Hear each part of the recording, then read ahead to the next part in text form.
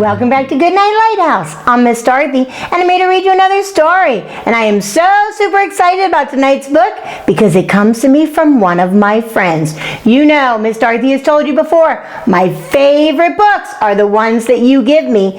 And my friend Chloe brought this book into me. Hi, Chloe. Miss Dorothy is so excited that you brought this book in. Chloe read this book with her mommy, and then she said, I want Miss Dorothy to read that to all my friends. That's you! Chloe wanted you to hear this book, and I think you're gonna love it because, well, it's got a dinosaur in it, and I know how you love dinosaurs, and I love it because it's a book about a book. And it's called Never Show a T-Rex a Book. Never show a T-Rex a book. Why can't we show a T-Rex a book? I think dinosaurs would like books as much as we do.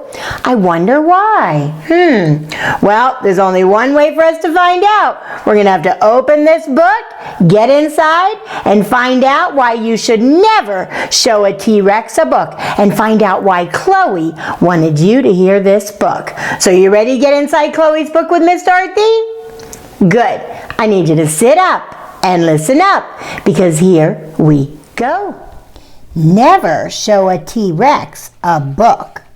Written by Rashmi Sirdeshpande and Diane Ewan. Never show a T-Rex a book. Just imagine if you do.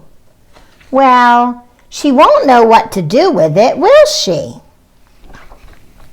She'll probably think it's a hat, or a pillow, or a biscuit. So you'll have to sit down and teach her how to read. And if you teach her how to read, she'll get all excited and want to read even more. So she'll have to sneak her into the library. And if you take her to the library, she'll want to borrow a lot of books. A lot of books! Oh my. Well, I don't think T-Rexes are allowed in the library, so they're sneaking her in and then hiding her behind all those books. That is a lot of books. Books about space and pirates and jungles and dragons. Books about cooking, books about music, books about numbers, and books about fancy, complicated things that look very important. And if you borrow all those books,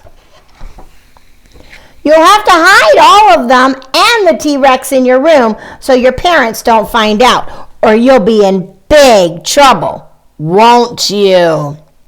Well, I think if you have a T-Rex in your room, you might get into a little trouble. And when everyone's gone to sleep, you'll have to sit up all night reading with her.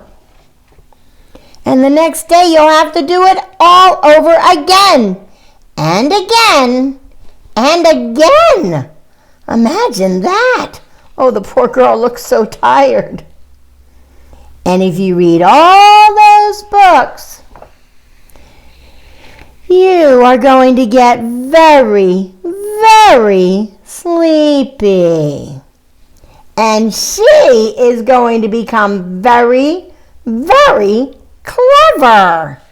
Look at that, reading all those books. That little dinosaur is getting very smart. And if she becomes very, very clever, she might just decide that she's bored with just being a dinosaur. She might decide that she'd prefer to be an artist, a doctor, a professor, an architect, a computer scientist, an astronaut, or even the Prime Minister. Oh my, the Prime Minister, that's like being the president. Can a dinosaur do that just from reading books? And if she becomes the Prime Minister, what do you suppose she'll do next? The first thing she'll do is pass some new laws. Everyone knows that dinosaurs love watching movies, So she'll invite all her friends and make sure they have bigger seats at the cinema and bigger tubs of popcorn. And no more roofs on buses, because dinosaurs can't fit. And libraries everywhere. Lots of them. If she becomes prime minister, she's going to put libraries everywhere because she loves books. Of course, she'll want to make sure that all of her friends learn how to read too. They probably won't all fit in their bedroom, will they? Imagine what would happen next. You'll just have to take them to school with you. That'll be, interesting. What would happen if you took all those dinosaurs to school? Wow, the kids sure are happy, and the teacher just looks a little worried. And if they all learn to read and become really, really clever, there will be just no stopping them. They will be everywhere. My goodness, there's dinosaurs everywhere, and they're doing all the people's jobs because they read the books and got really, really smart. Can you imagine? It would be amazing. Woo! Look at all the dinosaurs and all they know how to do because they were reading books. All that because you showed a T-Rex a book. Right. That's quite enough imagining for one day. But there's nothing stopping you imagining something completely different tomorrow. Wow, that was such a great book. That was a book about reading books and about imagination, and I loved it. Well, now I understand why they say never give a T-Rex a book. Did you see what happened? That T-Rex got so smart reading those books and started doing stuff all over town, and then all the T-Rexes and all the dinosaurs wanted to read books. If that kept happening, there wouldn't be any books left in the library for you and me. This was a fun book. It was a funny book. I really liked it. Thank you, Chloe, for bringing it in so I could share it with my friends.